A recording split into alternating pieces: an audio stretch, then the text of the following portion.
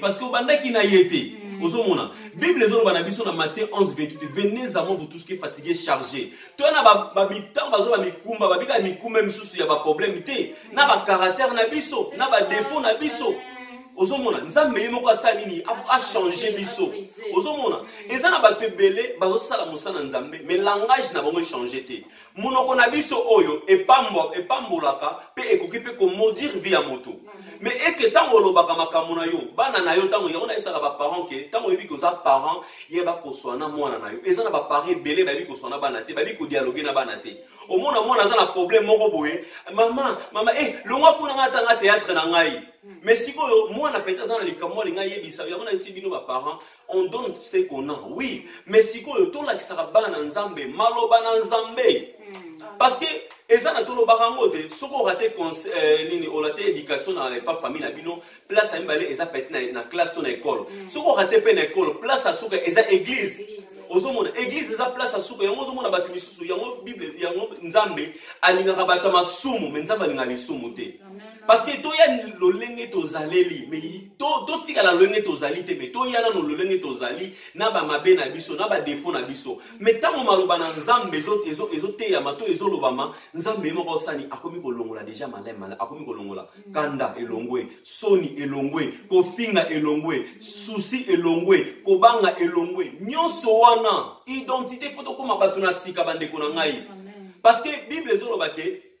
tozana deux catégories à bateau. Eza na bateau oyo baotama na kobanga nzambe te, eza pe na bateau baotama na kobanga nzambe. Eza bateau ba yebi nzambe te, eza pe na bateau ba yebi nzambe. Yo oza na ngamu ni bandeko na ngai. Nzambe a forcé yo te, mais nzambe a tcheka choix liboso na yo. Yo sala choix malamu bandeko na ngai. Ko sala choix malamu ezali koyamba Yesu lokola mokonzi obikisi na yo.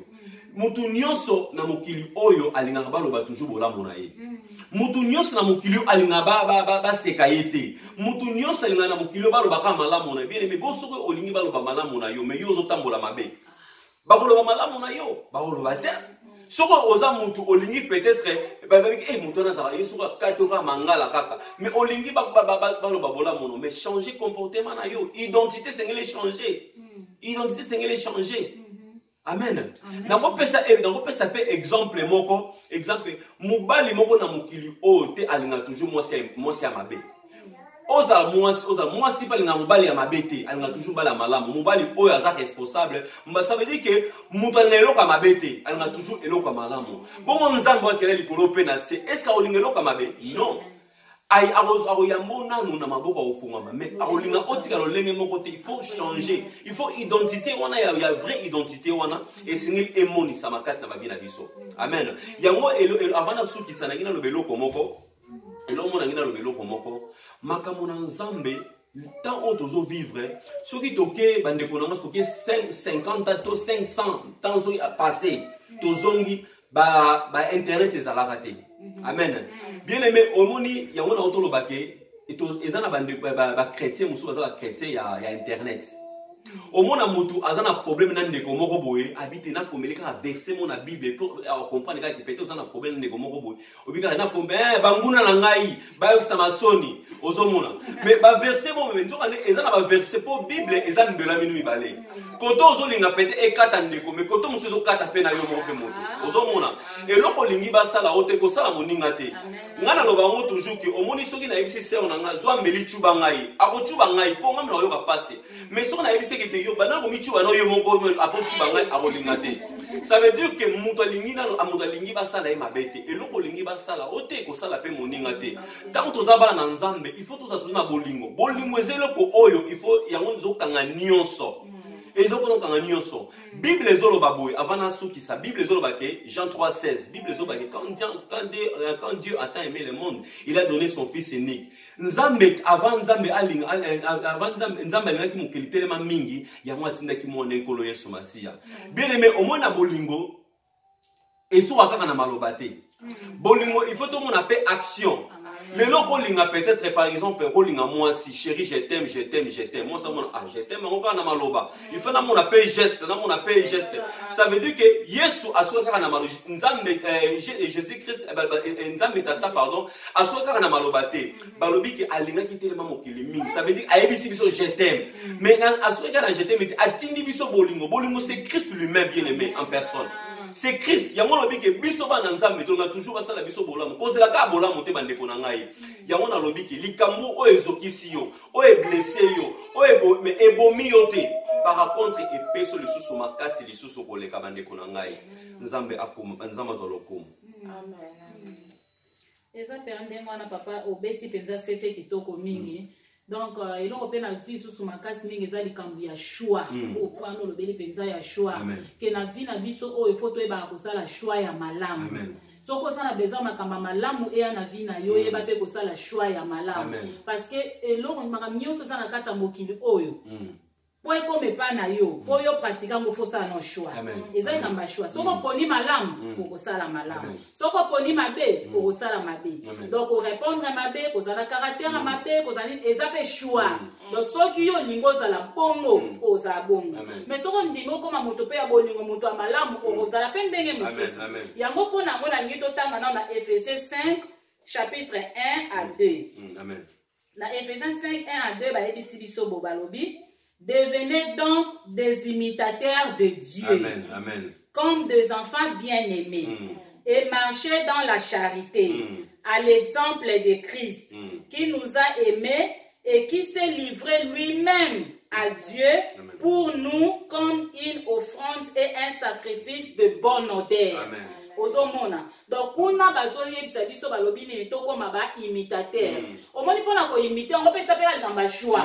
parce que Satan azana lolenge na ye nzambe pas azana lolenge na ye siko balobi yo pona nani yo lingi ko imiter parce que na kata mokilo mingi makamto sala za mingi comme a imiter un tel o ngana zala na ngai nani fani ya un tel o ngana zala bo tanga za fani ya mutu alo omona ni asa ko imiter mutu wana o mota mse la teli na ye a imiter ne la teli na ye so ko bien elobe na yebe façon d'être na yeba geste na yeba nini na omona mutaza ko imiter le lenge wana siko nzamba zo senga na biso alobi devenez donc des imitateurs de Dieu. Amen. Mais bien aimé. Donc pour ça nzambe alingi ke to koma ba imitateur na ye to imiter nzambe lo lenge nini nzamba azalaka nzamba za muta bolingo nzamba za muta bolingo donc alingaka mingi yango moni ke malgré mabe na biso to zalaki salité o to zalaki to pesa e mu Congo par rebelle donc to zalaki pe ba tumoko penza ke to kana so zo salité mais nzamba lobi car Dieu a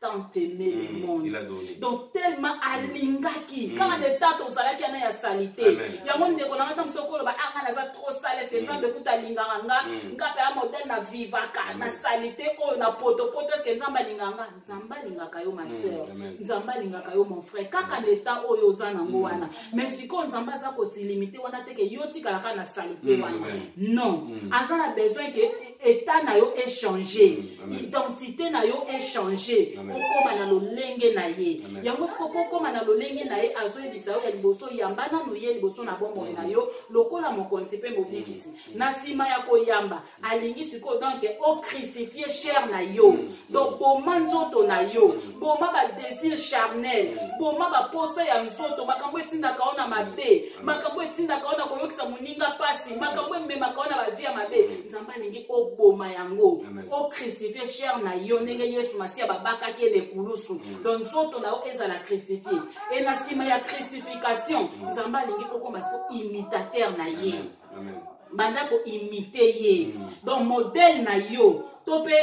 ndenge tolobaka ke non idole nanga o fani nanga donc et comme ande nzambe donc banda ko imiter nzamba lobi devenez donc des imitateurs de Dieu et marchez dans la charité babi tambola na kati ya bolingo donc banda ko tambola na kati ya bolingo donc séjour no sur la terre vivre ngo dans l'amour ko sala libanda ya bolingo te ko sala libanda bolingo te vivre ngo dans l'amour à l'exemple de Christ qui nous a aimés. Babina exemple ya Christ o ya Yesu Masia o alingaki biso qui s'est livré lui-même. Yesu amipesa mbeka pona yo, amipesa mbeka pona nyama te mbeko nanga. Eza pona lion te, eza pona girafe te, eza pona soki nini te, mais Yesu amipesa mbeka pona yo mutu. Pona yo ekelamu afeke yo oyeba na kobika. Donc andima souffrance o andima ki wana ndeko nanga. ekende vérité ekende vérité donc mutu andima ekomi boya parce que Yesu bazaki jeune lokola jeune garçon nyonso il pouvait vivre sa vie comme il voulait après kozala pe asala penza ndenge bana mibali nyonso bazalaka mais il s'est sacrifié amiboyi mpona yo andimi bafinga ye bachola ye bahumilie ye likonga na mopanzi na ye kota batia couronne ya banzube na mutu na ye makilana esopanaki mpona yo mpona yo yango kose sous-estimé te kende na mabe boye ntango nzambe akoyambanga te soki nakepa nzambe nzambe akoyanga non nzambe alingi okaka na eta oza nango wana parce que biso nyonso mpe nzambe alinga biso teke na ndenge tokomaki malamu non na mabe na kati na mabe esala bato mosusu nzambe akutana na ye na kindumba nzambe ake kozweka na kindumba wana ye na motu mosusu na kimoyibi nzambe ake kozweka na kimoyibi wana mosusu na kindoki nzambe ake kozweka na kindoki wana alingi ekaka na eta wana mais na sima nango petit à petit transformation ezo salema mutu wana azosukwama na mai oyo eza liloba na nzambe ntango azoyoka ngo lelo azalaki mutu akanda abandi otika kanda azalaki mutu ya bacompréhension abandi kolongola azalaki mutu donc mabe abandi kokwea moko mais problème eza yo mpe ofosala travaux eza choix oyo ofosala travaux wana ya kokoma imitateur ya nzambe lolenge ya alingaka yo mpe banda kolinga lolenge wana ndenga salelaka makambo banda kosalela makambo wana ntango oza koimite okomona ke non okokoma identique na Yesu Masia yango moni na thème na biso toye kolobelaki non véritable identité en Christ. Alors pour na kozwa identité wana eza na ba procédure à suivre donc eyaka kaka automatiquement te eyaka te kambala moko lelo lamuki kaka bo pa nakomi na identité à Christ non c'est tout un processus oui c'est ça donc eza na procédure à suivre étape par étape ya liboso nanu tango abetelo porte fungola porte tango ndimi kofungola akoti tanga akoti wana nouvelle naissance esalemi na kati na yo mbotama ya sika esalemi na kati na yo e yo mpe fozwa décision ya kobanda sikoyo koimitaka ye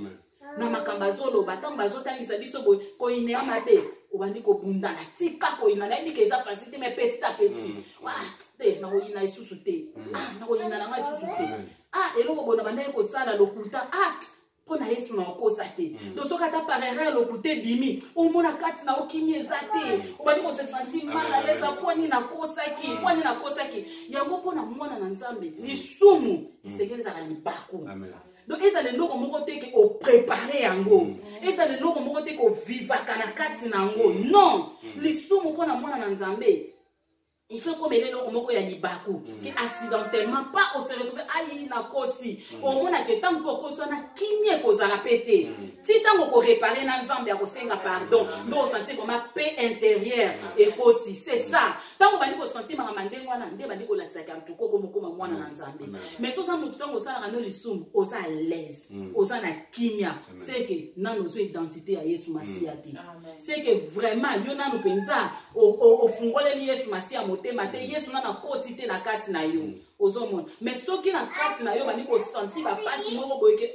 na fraude mais tango fraude omona okomi mal à l'aise ngai ba pasi wana yango nde siko zo la ki ça vraiment que makambo zo sala c'est que ça est sur l'identité na yo te donc eza lokola okoti na identité musu mo sentir que penza ezo simbanga te simbanga te pour okomi na identité déjà ya Christ identité ya Christ etambolaka na makambo nango toujours tout droit et ko sara muninga te et trahisaka muninga te dans alliance nyonso bosala o respecter alliance na yo o mona vraiment ko marcher ndenge nzamba alingi pourquoi parce que identité ya Christ eza na kati na yo yango wana penza boyo kanga verset oyo ke non nzamba azosenga biso tokoma ba imitateur na ye ba imitateur na ye to imiter ye awa na kati ya Bible tant totangi yango na Ephésiens 5 17 oyo bayebisi biso te ke tozala imitateur ya mutu non balobi na biso te ke to imite mutu mais balobi na biso ke to imite pardon na Ephésiens 5:1 na uti koloba mabe Ephésiens 5:1 à 2 kuna balobi na biso ke to imite nde nzambe donc nzambe mutaza la imitateur na biso kozana wana te kaka ke omoni mutu kinga bani ko imiter yango mutana tanga zo mutana kaka kwe ndesika kopengwa lepe bando moni ke ngai yo to ozu ba déception to ani poza ki ko imiter mutu ko imiter mutu te imitateur na biso ezala nde nzambe ezala nzambe miso na biso to tia ngonde pa na nzambe yende mutu azali kosala travaux wana na kati na biso po tokoma na véritable identité oke place nyonso yo kozala soko se présenter donc eza kutu te ke o frère no po ya bato mosusu ntango amoni kotala bafrère baza basœur baza mwana nzambe amisali mpe na mwana nzambe nga bamisi nga kutu donc omona mpe amosanto wapi mais kino kutu nde na kwe moko boye obibo oh ye oh to yete osoma po identité wana véritable identité evandité mais ok soki véritable identité evandi na kati na yo place nyonso yo ozala ozaka amen amen donc ozala okozaka yo de ko changer te ozana ba nature mibale te ba identité mibale te ozana identité moko pe identité ngo ya nani ya Yesu Masia amen donc okozala identique na Yesu Masia. Donc yango wana penza teme na biso to memaki mama na so Judith na ite sozana likambo suka ya kobakisa mo liloba moko to mbote po ko pesa na bandeko donc na lobeze pas dans le bakaka que non Bible sa biso maudit celui qui se confie à l'homme. Amen. Donc dans ce stade on se balou sur mon poteau dans la paix. Béni celui c'est apambola mao ya teli kana nzambe. Donc ne koko tsa ili ke no pas moudouté